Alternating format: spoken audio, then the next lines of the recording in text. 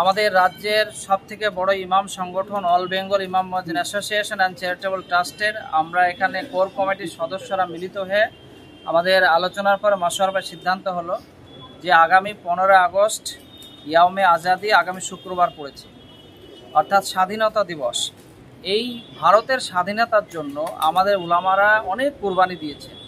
এই দেশ আমাদের দেশ, এখানেই আমাদের কবর হবে আমরা বিশ্বাস করি।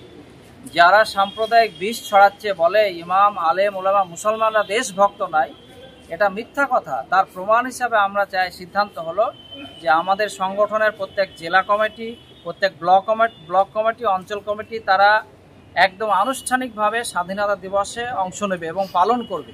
পতাকা উত্তোলন করবে, ব্যানার লাগিয়ে ফটো দিয়ে ছবি তুলে ব্লক কমিটি জেলায় গ্রুপে দেবে, জেলা কমিটি আমাদের রাজ্যের গ্রুপে দেবে। রাজ্যে আমরা সোশ্যাল মিডিয়া প্রচার করে সারা পৃথিবীকে জানাবো যে আমরা ভারতীয়।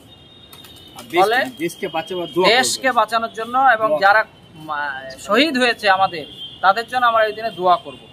তো সেই জন্য আজকে আমাদের উপস্থিত আছেন চেয়ারম্যান সাব্বির আলী ওয়ারসি সাহেব, আমাদের প্রেসিডেন্ট আছে জিয়াউল হক লস্কর সাহেব, কলকাতার আমাদের ডিস্ট্রিক্ট কমিটির প্রেসিডেন্ট আমাদের সাইফুর রহমান সাহেব আছেন, ভাইস প্রেসিডেন্ট আছেন আমাদের আব্দুল হামিদ সাহেব, শামীম নিজামী ভাই সেক্রেটারি আছেন, আইয়ুব আলী ভাই আমাদের অ্যাসিস্ট্যান্ট সেক্রেটারি আছে, আমাদের টিপু সুলতান মসজিদ সাহেবের উনি আছেন, আমাদের আব্দুল আজিজ নদিয়ার।